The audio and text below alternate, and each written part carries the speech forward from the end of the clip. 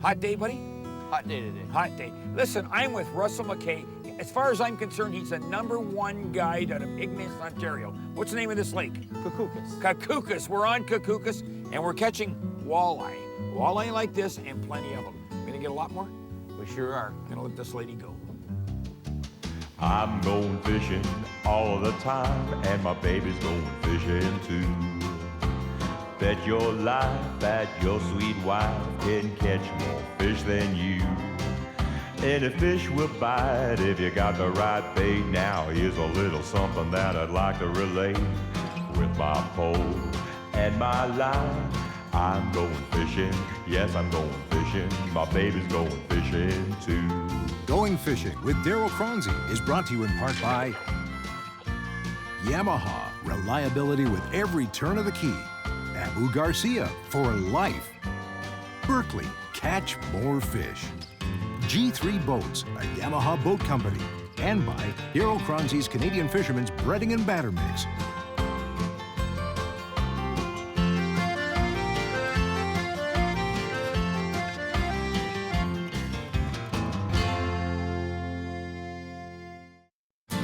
Closed captioning for Going Fishing is brought to you by Rapala, the makers of Canada's favorite fillet knives. It's called Canada's Sunset Country. It's 60,000 square miles of wilderness, pine, and deciduous forest. Oh, and there are a few lakes and rivers there for you fishermen as well. How about more than 70,000 fishable lakes and thousands upon thousands of miles of small streams and big rivers? On this trip, Choronzey and his crew have taken advantage of the hospitality offered by John Rousseau and his operation at Rousseau's Landing, located just a few miles north of Ignace, Ontario, on Sandbar Lake. Today, Darryl has teamed up with Ignace guide Russell McKay to sample a little close to the lodge fishing for walleye. Stay with us as the boys follow the logging roads through the North Woods in search of Ontario's most popular game fish, Mr. Walleye. Russ. Is it every time you drop your jig down, you get a fish? Yeah, it sure seems that way. I'll tell you, it's kind of funny. And again, if we were actually fishing instead of filming, we'd be out in the waves, right? So we had to get out of the wind. So we're into some of these spots, and you've got to get into calm water, right? And it's a little tougher fishing, but you're going to reach down there, and you're going to lift him out of there. I think we got a short luncher, eh? I think that's another one for lunch. Now, again, you said that you can catch 100 to 150 of these guys? Yeah, probably in a good day you could. Know? Okay, one final time, and this is the last time we're gonna say this. You guys have got a size limit here. Yes, we do. So you can come up here and you're allowed 4 walleye each of this size, right? What's the size limit? 18 inches, up to 18 inches. Okay. And you're allowed 1 over. 1 over. But that's perfect shore lunch size. Oh, that's perfect eating size, whether it's shore lunch or any time. Now, no fish story. Now, tell me the honest truth, though. No fish story. What is a real good day here for the number of fish being caught? Oh, I'd say 150 or so. 150 fish. Or so. For a party of 4, 2 boats, should be able to catch, 80 to 100 fish per boat. Okay, and again, you're only allowed 4 fish on a regular license. So the conservation license is what? 2 fish each? 2 fish each, right. So 4 fish, but you can keep 4 for shore lunch, right? Or you can take a couple home with you if you want. But you're only allowed 4, but you can catch 150. That's right. Okay, that's for shore lunch.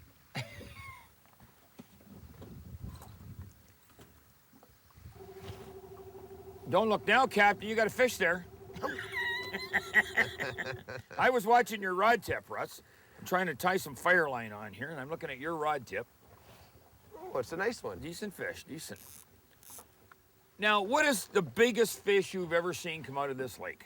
Biggest fish ever out of here I've seen is about 12 or 14 pound walleye. Okay, how many inches would that be? I think it was a 34-inch walleye out of here. Now, that one's not bad. Oh, And that's what you're saying is usually the average in here? Yeah, that's about the average you should be catching out of here.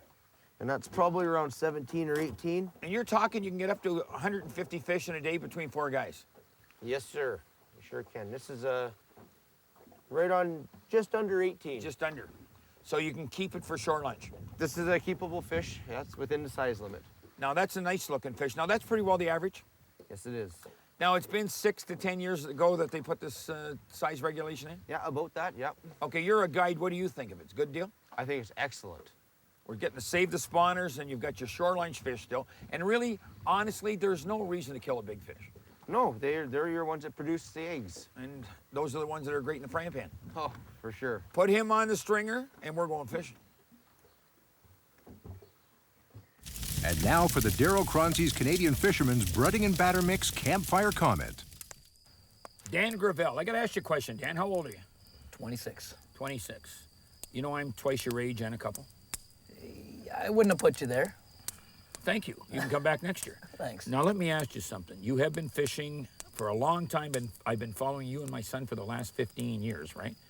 Do you ever have any worries or any questions on how the Ministry of Natural Resources goes about their business? Many. Yeah? Yeah. What scares you? Where do they get their management from? Well, we can start at the district level, and I honestly hope when they pick a district manager, and I'm not being smart, pick a biologist if he's a smart biologist. Don't pick a biologist just because his father's a boss somewhere at, That's right. you know, way up in the conservatives or something like that. Pick some COs, right, and make them managers. What scares me is we've got a new minister right now, and by the time you people see this lady, very nice lady, by the way, she's the Minister of Natural Resources. She's probably going to be in power a year by the time this show airs. But when she took the job, when McGinty or whatever his name is, the head of the Liberal Party, is it McGinty? Because I don't pay too much attention to the Liberal Party.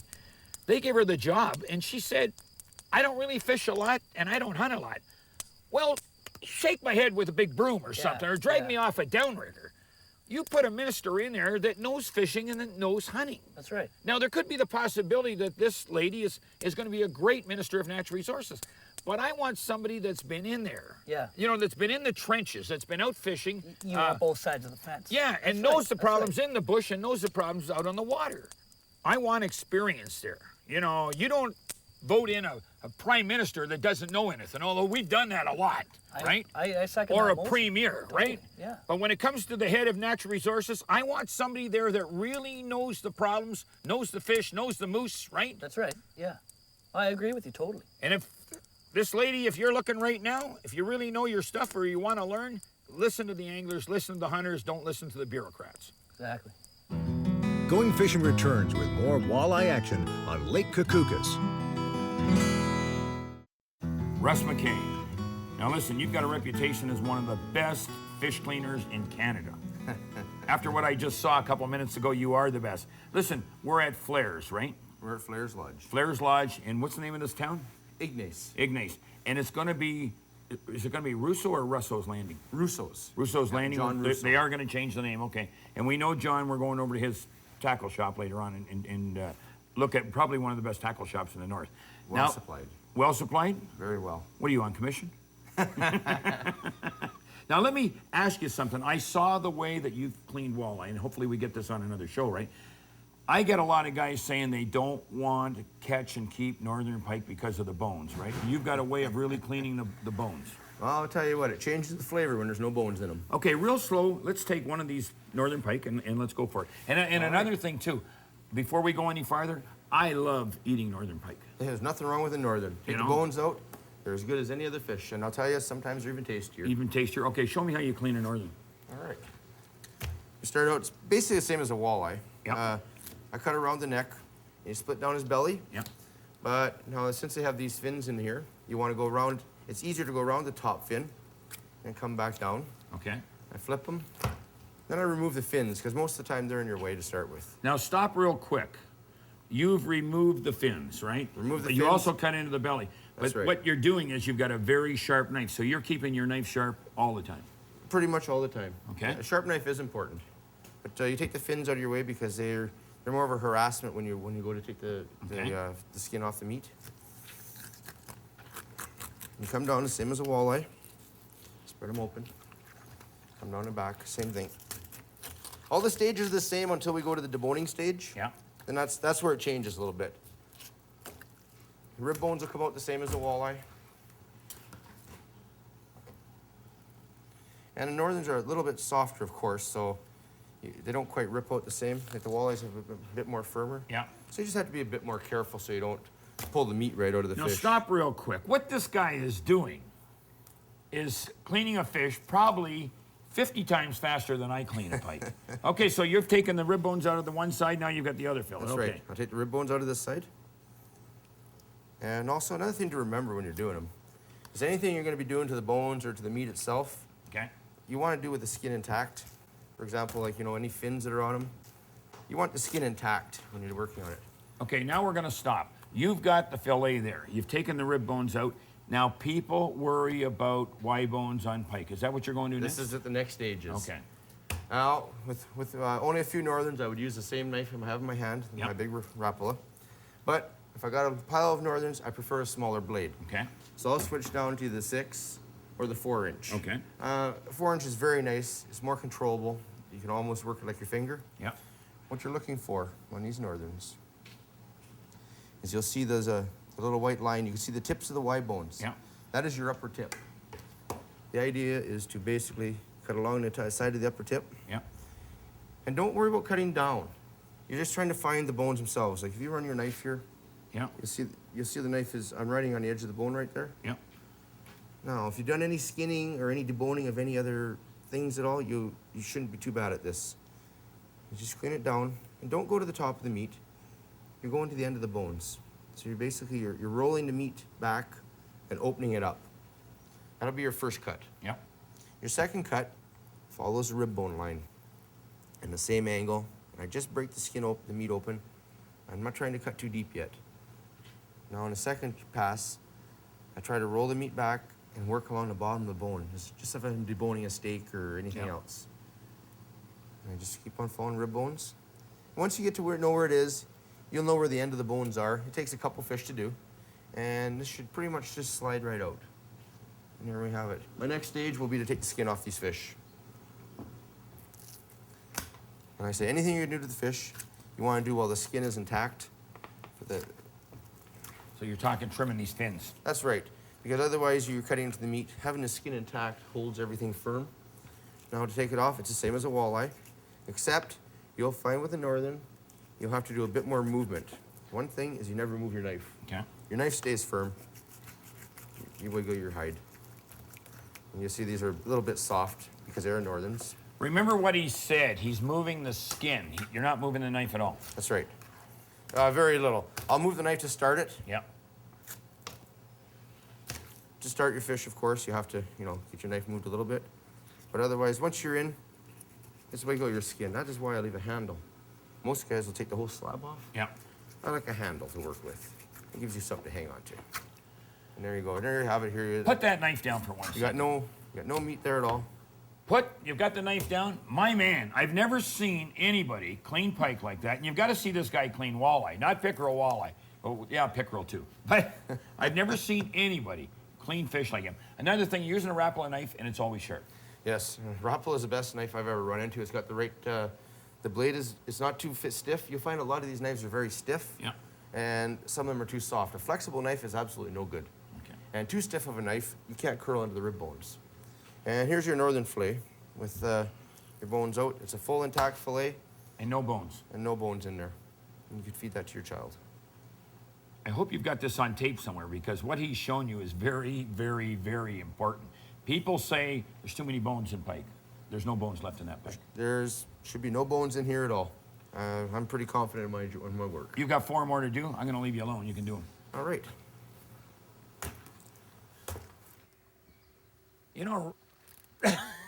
I was watching your rod tip. You want to know something? We're off this little break here, right? You got a shoal coming out, and again, the fish finder counts. But you got a decent fish there. We're off this break, and it comes out, and what's happening is the fish are sitting right on this hump. Nice fish. That's not bad, not too bad. You can tell, I'm not sure if it's a northern or a walleye, What do you how got? it run. What do you got? You got a nice. Oh, it's a nice walleye. Now, is this bigger than average? This is not bigger than average, but this is one of your nicer fish you'll catch in a day out here. Out here. These are your nicer ones. But this is, you're getting into your 22s plus on this one. It's a nice fish. Now don't, you got a northern bath.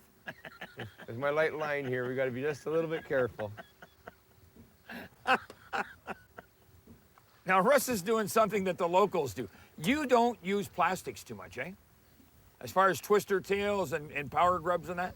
Not really, no. Just a jig and a minnow. Jig in the minnow. That is a very, very, very nice fish. Nice fish. It's a dandy fish. We can right? measure him and see what he is. You want to measure him? He is, 24, roughly. 24? It's going to go about 5 pounds. I got Between one. I 4 got and one. 5. There you go. I'm gonna let this one go. This is, you put the big one back. I think I got a shore luncher. Okay. But this is how hot the action is out here. You can drop your jig down and don't pay any attention, you're going to catch a fish. Oh yeah, you can have that one. But it's a smaller northern. Now, okay, northern pike up here, right? I like eating pike. You don't like eating pike, or do you like eating pike? Oh, I like eating them. Okay, you like eating pike. Is that a keeper up here? No, it's. You could eat him, but he's a bit small. Okay, what's the size limit up here for pike? The size limit is 27.5 for northerns. Okay, And so they've got to be at least 27? No, that's you can keep them under 27. Under 27. So what you're doing again is you've got to release those big spawners. There is a slot size on northerns. You can have them. You can have one over 27.5, but he can't be under 35.5. So between 27.5 to 35.5, you can't keep anything. Okay, so you've either got to keep the small ones and you're allowed one trophy. You know what, Russ? I don't think anybody should keep a trophy fish. That's just me saying that. If you want something for the wall, make it a replica. Put the big spawners back in the water so they can just do that. They can spawn and put more fish back into the fishery. You can let that little guy go if you want. Sure thing. I'm gonna go up, make one more pass. Russell, Russell, Russell. I mean, as fast as you get the jig down, the walleye are hitting. You know that? I don't know. I can't get over how rich this area is as far as walleye goes. And they are everywhere. Now, you're not gonna see, give me that fish. It's my fish, it's not yours. But look at, this is typical Northern Ontario walleye. You're gonna get 7, 8, 9, 10 pounders, right? But that's typical. That's typical. True or false? No fish stories. Yes, you will see those 7 and 8 pounders, right? That's right. But these are shore lunch size. This is your typical fish you're gonna see. We're gonna keep this guy for shore lunch. Oh. 2, 4, 6, and we've got, this will make 7 fish altogether. We're under our limit, right? Oh, yes. And we've got 4 other people we're feeding for shore lunch. That should just about do us. Put them on the thing. Now, when you come up here, do yourself a favor, enjoy your shore lunch. I don't take fish home anymore. I enjoy my shore lunch. I think that's the way to go, isn't it? Oh, yes. That's, You know? that's the way to go. Like, if you're taking fish home from up this area, they're only gonna go to waste in your freezer most of the time. And fresh fish tastes better than frozen fish. True or false? Fresh is the only way to have them. Yeah, but you're lucky. You're in the walleye capital of Canada. Okay, we're going for shore lunch. We'll be right back. Stick with us. And now for the Berkeley tip of the week. Live bait is great bait, but at times live bait can be difficult to obtain, difficult to keep alive, and even, in some locations, illegal to use. Gulp Alive is a perfect solution. No fuss, no mess, and downright deadly when strung on a hook and placed in front of old opal eyes. You know, when you go on the water, whether it's in northwestern Ontario or anywhere, watch the skies. We just got pushed off. We had some thunder boomers come in and some lightning, and I don't want to get whacked by lightning. Have you ever been hit by lightning? No, I haven't, but unfortunately, there was one person that I knew that did. And you said it was just back here? It was just on this lake itself, yes. You know, keep an eye on the skies. If it starts darkening, get off. Okay, run top tackle. Now, I've got a thing that I say. I don't like cable and telephone poles. I don't like heavy action rods, especially when you're fishing walleye. You can get by with a medium light or a medium rod at the biggest or the heaviest that you want. 800 Abu reel, right? And I've got 6-pound fire line on there. What test are you running? I'm running 6-pound test. And you got nylon, right? Yes. Okay. He's got nylon monofilament. I like my fire line, but you know, everybody their preferences. Now, we're running a grub. This is called a Berkeley walleye bait, okay? It's power bait, and they're tri-colored. This one itself is called Captain America. It's got red, blue, and white in it, okay? And I think when you've got the 3 colors out there, you're gonna get their attention with at least one of those 3 colors, you know? The other reel has got my Gulp minnow on it. Now, Gulp, they say, is 400 times the scent dispersion, okay? But what I really like about Gulp, it's biodegradable. So once it comes off your hook out there, it's not gonna lie on the bottom. It's slowly gonna disintegrate, and it's out of the system. Now, the one problem we did have with gulp before was because it's biodegradable, if you left it out hanging in the air, just during, say, shore lunch, you come back, it gets pretty stiff. Berkeley's come out now with Alive, and what it is, it's liquid gulp, right? And these are leeches, okay? But it's got the scent in the liquid, it keeps the gulp moist, and it keeps it active. One other thing when you're going anywhere in the north, and I mean anywhere for walleye, your portable fish finder. Like you're watching that, I watched you. You're watching that fish finder all the time. You're moving that boat back and forth. I like to, especially follow into points and the reefs. Okay. Now give me the name of that lodge one more time. Flair's Lodge. Flair's Lodge. Soon to be Rousseau's Landing. It's going to be Rousseau's Landing. It's Flair's Lodge right now. And again, it's in what little town? In Ignace. Ignace, Ontario. And you'll find Vern's Minnows there also. Oh, he's pushing the boss. Vern's Minnows is in Ignace too. Listen, the sky's starting to lighten up. Let's get our gear back and let's go. Okay. Okay, I think we're okay. Going fishing returns with the Napoleon Barbecues Shore Lunch. Russell, you're not only a great guide, you're a great fish cleaner, and I hear you're a great cook. What have you got with those potatoes? Oh, we have potatoes with bacon and onions in it, and a little bit of seasoning. Okay. You usually have your own flour, right? For the fish fry, I usually do. You've got something else now? But I think today I'd like to try yours. Would that be all right? I brought it up north just for you, buddy. Now listen, before we go any farther, remember that you've got to get your oil or your lard or your shortening hot. It's got to go at least 360 degrees to seal in that crispy taste without the oil going into the fish, right? That's right. Okay, I'm going to leave you with the coating mix, right? Okay. You can put the fish in it, shake it up, and lay it in the oil. We'll be ready in just a couple more minutes. No problem. Russ, I got to say, thank you very much. This was a great day. Now listen, we are at Flair's Lodge, right? It's Rousseau's Landing. It's going to be the new name. Right. Okay, you have to understand something. Yesterday, a tornado hit Ignace, and I think we're going to get some pictures of that somewhere in the show, but a tornado hit, and the day after a tornado, you're still catching 150 fish.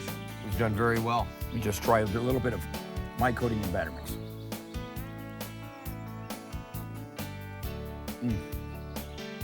Great. You know, that is great. That compares to my flour mix. That's even better. Listen, if you get the chance, don't pass up the opportunity to fish around Ignace. Get out with Russ. Flair's Lodge, Rousseau's Landing, it's the place to be. We'll see you next week. And try some of Darryl's fish batter. Let's go for it. For more information on today's fishing location and other going fishing destinations, visit goingfishingtv.com. Going Fishing with Darryl Choronzey has been brought to you in part by Yamaha, reliability with every turn of the key. Abu Garcia, for life. Berkeley, catch more fish. G3 Boats, a Yamaha boat company. And by Darryl Choronzey's Canadian Fisherman's Breading and Batter Mix. Going fishing. Going Fishing would like to thank the following fine sponsors. Baby smiling my